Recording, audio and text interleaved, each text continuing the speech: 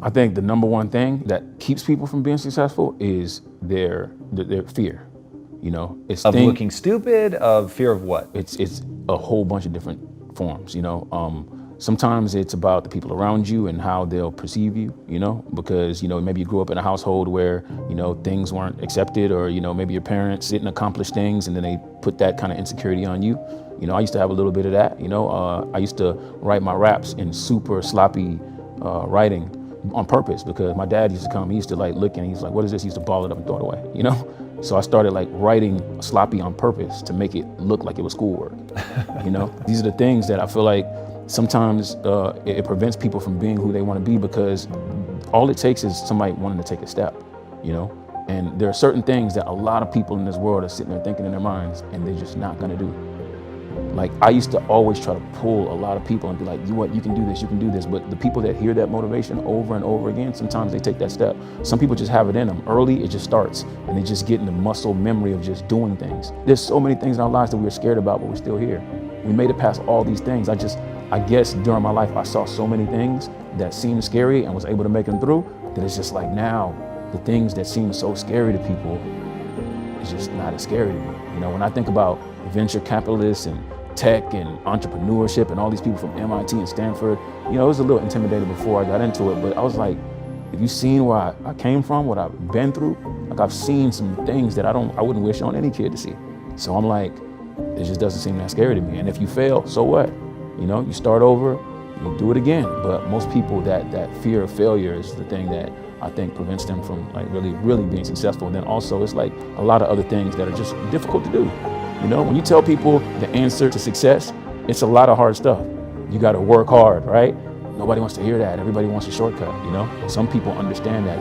They appreciate the progress, If you tell people right now, hey, if you want to lose this many pounds, this is what you got to do.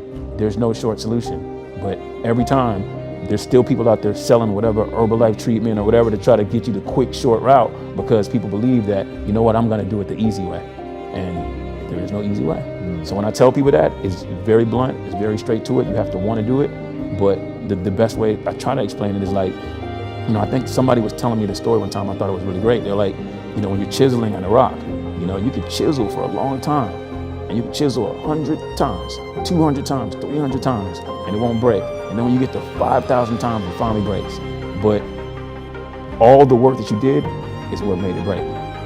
It's not like the last one just broke it, you know what I mean? It takes that, but sometimes people don't want to start that journey, They don't want to get on the mission of becoming the best that they can be. But I think people like me come from places where we're motivated by things that we're not trying to go back to. Sometimes it's a very dark place. It's all kind of things that you're just trying to put in the back of your head, compartmentalize, and just move on. But that thing will kind of push people like me to kind of be successful. And I think that's why I see so many friends and people that I know that made it out, entrepreneurial. Think about all the successful people LeBron James, you go back to their stories, you'll see, single parent and, so many things that you wouldn't wish on other people, but were propelling them to try to succeed. And I feel like everybody needs a little bit of that push, It's kind of like, a kid falls and bumps his knee, and there's one parent that will kind of coddle the kid, and the other one's like, just, let them live life a little bit. I think everybody needs a little bit of that, needs to bump their knee a little bit and understand that it's not that bad, I feel like there are a lot of moments where it's just like light bulb click.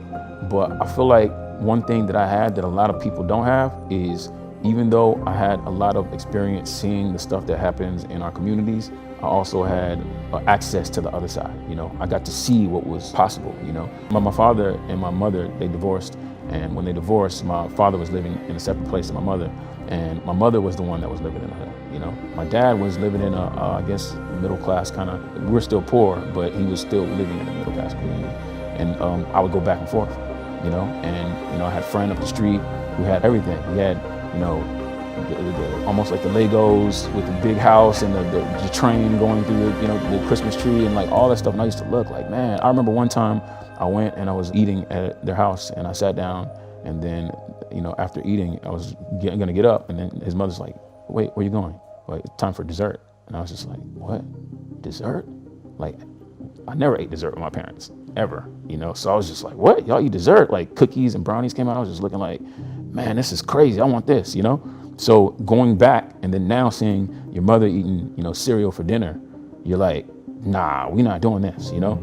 I feel like we spend way more time in our own minds than we do talking to other people.